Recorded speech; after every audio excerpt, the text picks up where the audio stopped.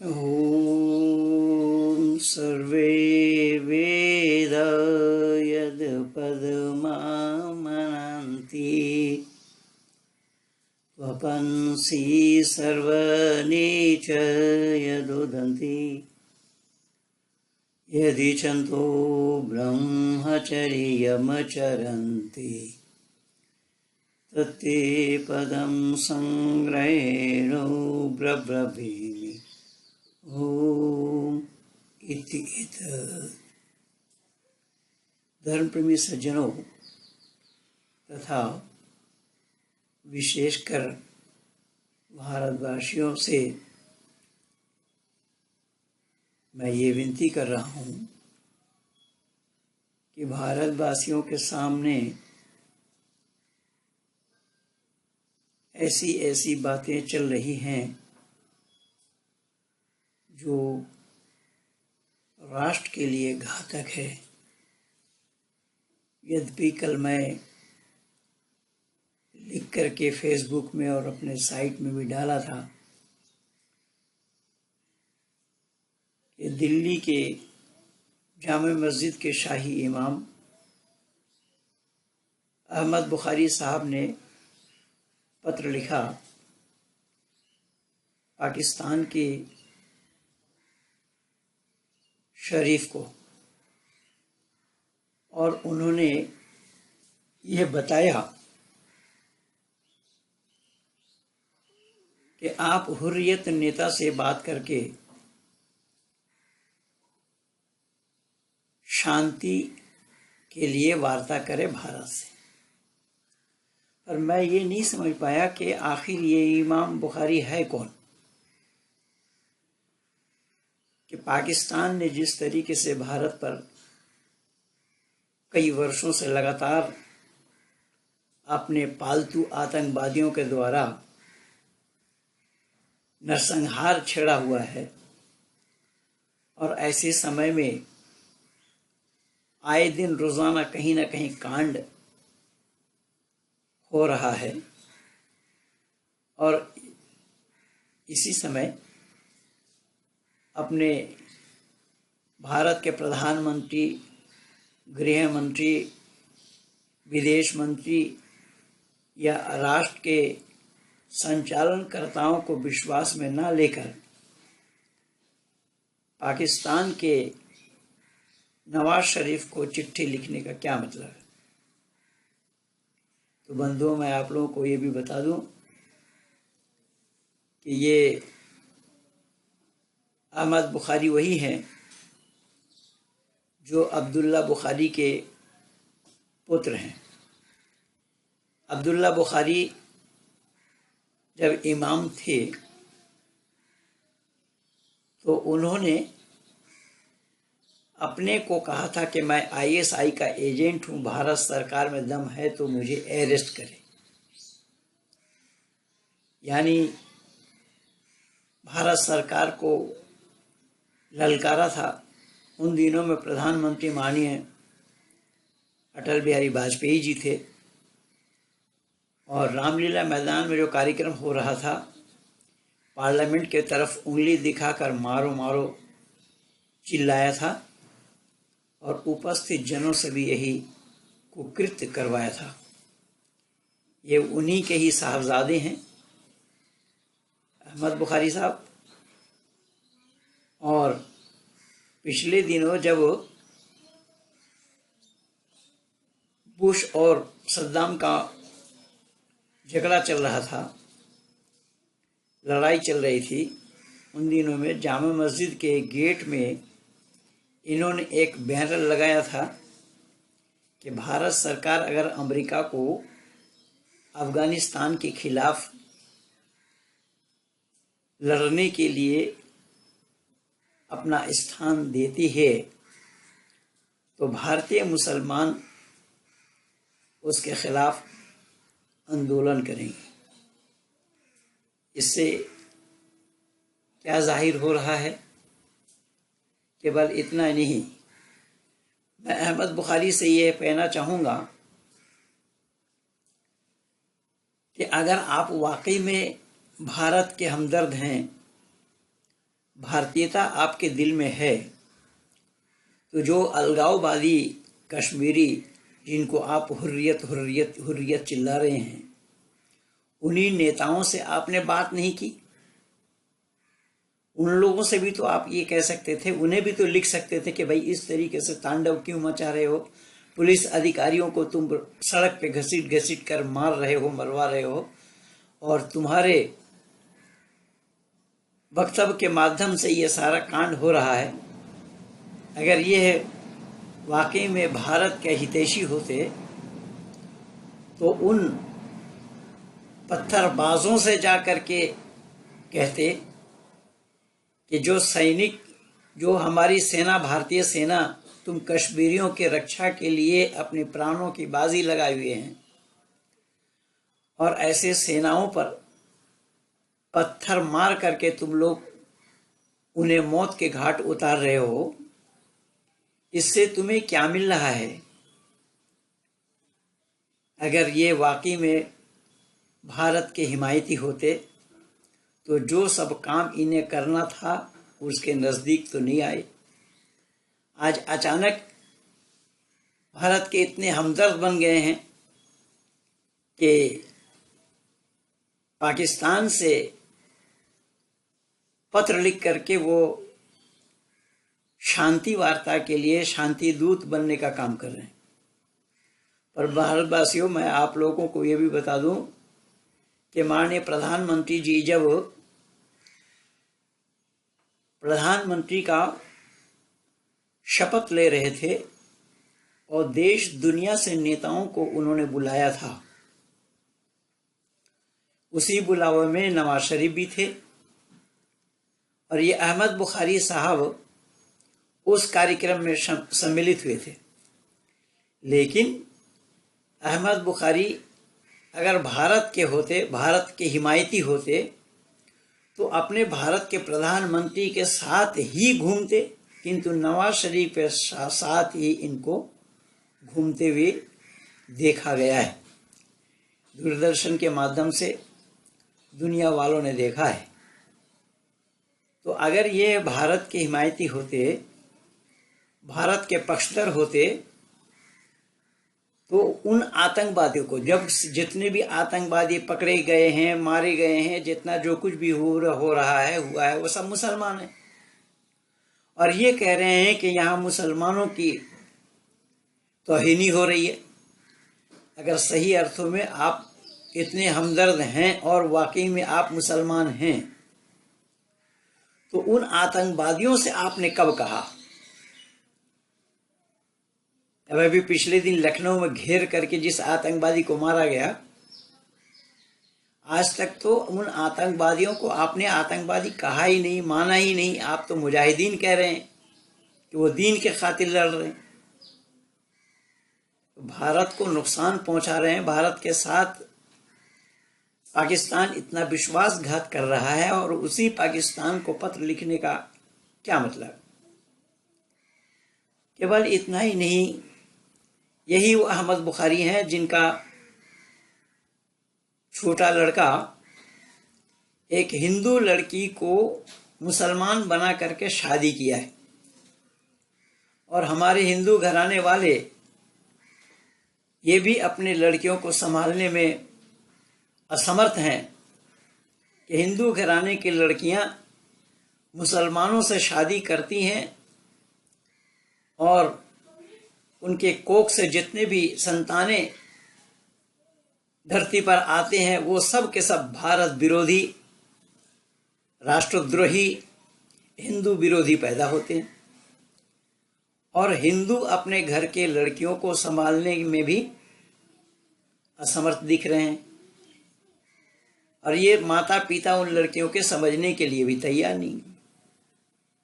ये जो तांडव आज हो रहा है भारतवर्ष में, ये वाकई में विचारणीय है और चिंतनीय भी है कि हम भारतवासियों पर ये जो अत्याचार हो रहा है, ये वाकई में भारत के साथ विश्वासघात है। केवल इतना ही नहीं, अभी 2 दिन पहले मैं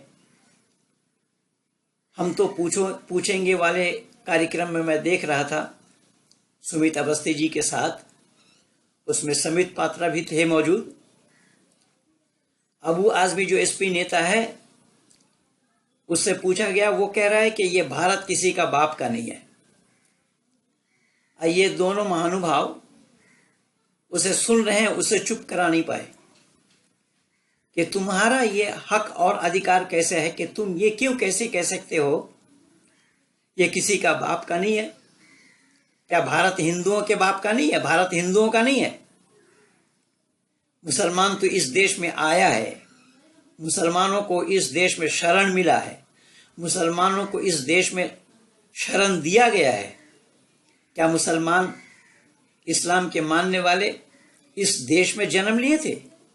इस देश का नाम क्या है? इस देश का नाम आर्यवर्त है।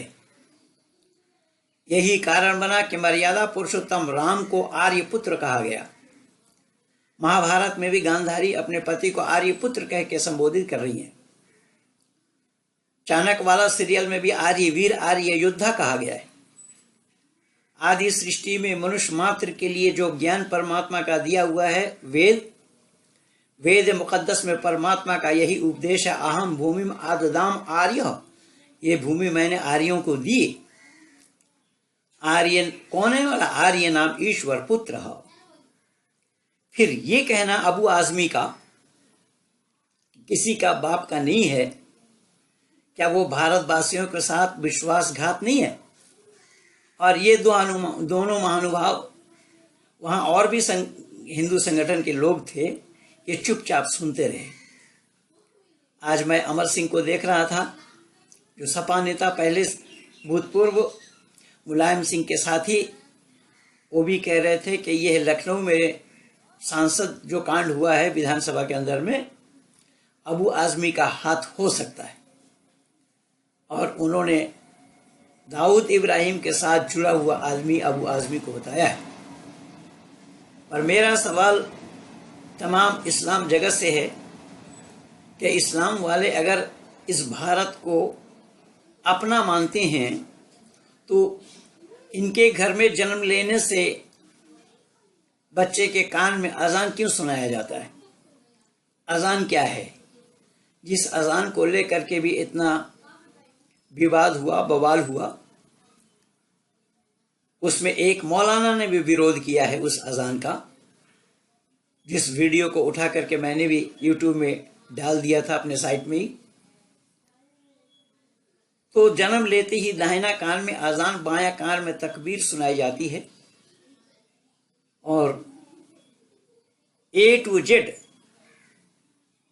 जो इस्लामी तालीम है, उसी को ही सुनाया, सिखाया, पढ़ाया, बताया जाता है। और जिस इस्लामी तालीम में गैर मुस्लिमों को काबिल कत्ल माना है, तो ये इस्लाम वाले कैसे कह सकते हैं कि ये किसी का बाप का नहीं है? तुम्हारा बाप का नहीं है, ये तो बिल्कुल तयशुदा बात है, लेकिन हिंदुओं का बाप का है। हिंदू इसी देश में ही जन्म लिया है। इसलिए आर्य वर्त इस देश का नाम है। जब हम किसी कोई कर्मकांड को करते हैं तो संकल्प में भी यह दोहराया जाता है, ओम तत्सत आ ब्रह्मणो द्वितीय पौर्णाब्दे वैवस्वत मनमंतरे जम्बूद्वीपे भारत खंडे आर्यवर्त अंतर्गते। इसलिए मैं दो टुक में संपूर्ण भारतवासियों को ये सूचना पहुंचाना चाहता हूं अपनी आवाज़ के माध्यम से कि भारत में रहकर भारत के साथ विश्वासघात करने वाले लोग, जो इस्लामी तालीम जिनको दी गई है, इस्लामी तालीम में आप देखेंगे, इस पर मैं आज 35 वर्षों से काम कर रहा हूँ, मैं एक एक शब्द को उजागर कर रखा हूँ। तालिबुल इस्लाम एक छोटी सी किताब है। उस किताब में छोटे छोटे बच्चों के दिल और दिमाग में किन बातों को भरा जा रहा है, वो भी गौर करने के काबिल है। इन सब पर मैं अब तक काम कर चुका हूँ, मैं उजागर कर चुका हूँ। तो ये जो इस्लाम के दावेदार हैं, इस्लाम के मानने वाले हैं, भारत इनका नहीं है और ना ये भारत के हो सकते हैं। भारत को ये दुश्मन मानते हैं, भारतवासियों को अपना शत्रु मानते हैं। और काफिर के लिए अल्लाह का भी हुक्म है, या अय्युहन नबी हर्रिज़िल मोमिनीन अलल क़िताल इन यकुम मिनकुम। सूरह अनफाल आयत नंबर 65 में अल्लाह ने जिक्र फरमाया है, ऐ मोहम्मद तुम मुसलमानों को उभारो इन गैर मुस्लिमों को कत्ल करने के लिए। तुम 20 मुसलमान हो 200 काफिरों पर भारी पड़ोगे, तुम 100 मुसलमान हो तो 1000 काफिरों पर भारी पड़ोगे। यही तालीम है इस्लाम की। ये तो जीते जी हो रहा है, और मरने के बाद भी जब ये कब्र में जाएंगे, कब्र में सुलाया जाएगा, तो इन्हें अरबी जुबान में ही सवाल जवाब होगा, किया जाएगा फरिश्तों के द्वारा। मन रब्बु का, मन नबियु का, मन दीनु का, यह अरबी में ही जवाब उनको देना पड़ेगा। भले ही वो अरबी ना जानते हो तो ऑटोमेटिकली अल्लाह का हुक्म है कि उसकी जुबान अरबी हो जाएंगी। और जो नहीं जानेगा तुम्हारा दीन क्या है, तुम्हारा रब कौन है, तुम्हारा नबी कौन है, ये पूछा गया, अगर जवाब नहीं दे पाया तो उसको अरबी ज़ुबान में ही कहना होगा, या कहेगा ला अदरी, ला अदरी, मैं नहीं जानता, मैं नहीं जानता। तो जो भारत के लिए ये दावेदार बन रहे हैं, तो क्या भारत की ज़ुबान अरबी है या अरब की ज़ुबान अरबी है? तो अरबवासी इस भारत को कहे कि किसी का बाप का नहीं, तो ये सरासर संपूर्ण भारतवासियों के साथ विश्वासघात है। भारतवासियों को अंगड़ाई लेना होगा और इन लोगों को सबक सिखाने के लिए, उन्हें बताने के लिए भी तैयार रहना पड़ेगा कि ये कहना मत गलती से भी तुम्हारा बाप का तो नहीं है, लेकिन हमारा बाप का है। सृष्टि की उत्पत्ति इसी देश से हुई है, जिसका उजागर आर्य समाज के संस्थापक ऋषिवर देव दयानंद ने अपने अमर ग्रंथ सत्या प्रकाश के 8वां सबुल्लास में किया है। यही कारण बना कि दादा भाई नेरोजी जैसे नेतागण हमारे इस भारत के उन अंग्रेजों के साथ लड़ते हुए इसी सत्या प्रकाश को वह अपने तकिया के नीचे रखा करते थे, या रख कर सोया करते थे।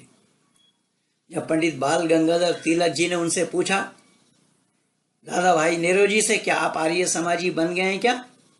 तो उन्होंने साफ कहा कि इस सत्या प्रकाश में स्वराज शब्द का उल्लेख है, और यह स्वराज शब्द ऋषि व देव दयानंद ने ही उल्लेख किया है। और यही कारण बना उसके बाद से पंडित बाल गंगाधर तिलक जी भी यही प्रचार करते रहे कि स्वराज का अधिकार, स्वराज मांगने का अधिकार हमारा है। तो ये है इतिहास। अबू आज़मी क्या जानेंगे भला इतिहास को, या अहमद बुखारी क्या जानेंगे इतिहास को, कि सृष्टि की उत्पत्ति से लेकर अब तक जो वैदिक संस्कृति के मानने वाले, जानने वाले, अमल करते आए हैं, उन इस्लाम वालों को क्या पता? इस्लाम वाले क्या जानेंगे भला कि वैदिक संस्कृति क्या है? इसलिए मैं संपूर्ण भारतवासियों से ये विनती कर रहा हूँ और हाथ जोड़ करके विनती कर रहा हूँ कि अपने घर को संभालिए, अपनी परंपरा को संभालिए, अपनी संस्कृति को संभालिए, अपने पूर्वजों के धरोहर को संभालिए।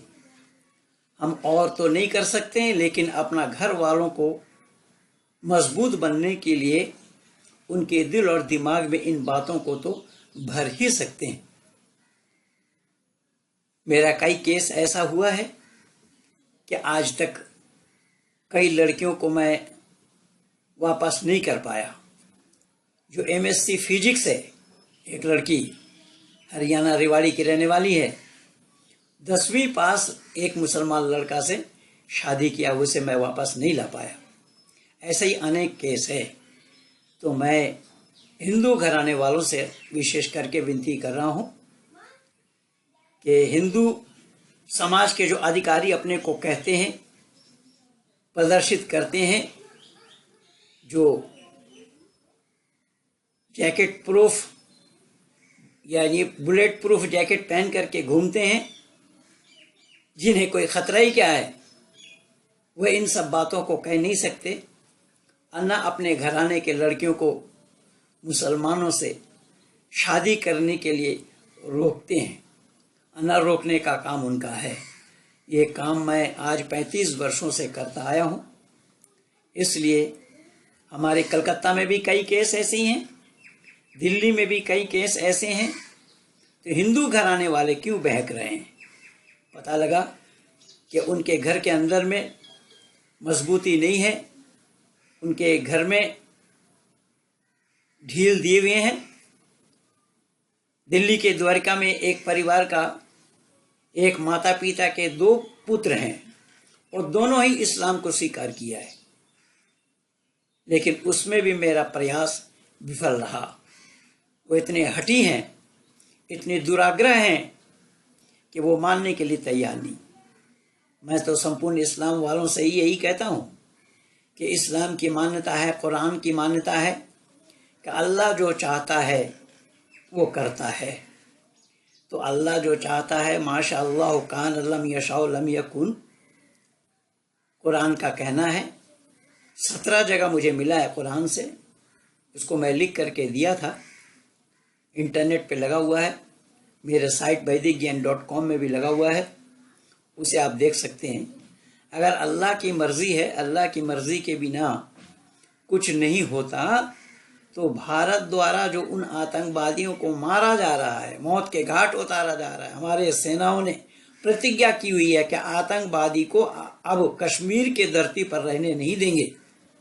तो क्या यह अल्लाह की मर्ज़ी नहीं है? यह अल्लाह की मर्ज़ी है। लेकिन महबूबा मुफ्ती के बाद से मैं ये सहमत नहीं हो पाया। जो हमारे एक सैनिक एक आतंकवादी को अपने गाड़ी के बोनट पर बिठा करके अन्य आतंकवादियों को पत्थर मारने से रोक रहे थे, ऐसे आतंकवादी को महबूबा मुफ्ती का इनाम देना, ये कौन सी भारतीयता की बात है? और ये महबूबा मुफ्ती कह रहे हैं कि चीन का भी हाथ है इन आतंकवाद में। अरे चीन का हाथ है आतंकवाद में तो तुम्हारे दल के, तुम्हारे पार्टी के जो MLA हैं, उसका ड्राइवर आतंकवादी क्यों कैसे है? अपने गिरेबान को झांको। इसलिए मैं भारत सरकार से भी ये विनती करूंगा कि जिसको अलगाववादी आप लोग कह रहे हैं और भारतीय जनता के खर्चा से उनको आप लोग पाल रहे हैं, तो क्या ये भारत के साथ बेईमानी नहीं हो रहा है? भारतवासियों के साथ बेईमानी नहीं हो रहा है? और हमारे सैनिक प्राणों की बाजी लगाकर उन कश्मीरियों के रक्षा के लिए लगे हुए हैं और उन कश्मीरियों के माध्यम से आतंकवादियों को शरण दिया जा रहा है। तो ये सारा काम बंद होना चाहिए। ये भारतवासियों को जागरूक होना पड़ेगा ऐसी बातों के लिए। भारतवासी अगर जागरूक नहीं होते हैं तो इस भारत को सुरक्षित रहना या रखना संभव नहीं होगा। आइए हम सब प्रतिज्ञा करें कि इस भारत को, इस भारत माँ के लालों को जो अपने प्राणों की बाजी लगाकर इस देश की रक्षा के लिए काम कर रहे हैं, हम उनके समर्थन में खड़े हों। और ये अहमद बुखारी उनसे ये नहीं कह पाए कि जिस हमारे पुलिस अधिकारी को तुमने दौड़ा कर मारा है, सड़क पे घसीटता हुआ मारा है, क्या यही काम इस्लाम का था? हाँ, इस्लाम का ही है, जिसका हवाला मैं दिया हूँ। तो जब यही काम इस्लाम का है, फिर नवाज शरीफ को पत्र लिख करके इसको रोकने का क्या मतलब हुआ? भाई इस्लाम का ही तो काम हो रहा है और आप ही चाहते हो। इसलिए भारतवासियों को इस पर चिंतन और विचार करना होगा। इन्हीं शब्दों के साथ मैं अपने वाणी को विराम दे रहा हूँ। आप सब लोगों को बहुत बहुत धन्यवाद।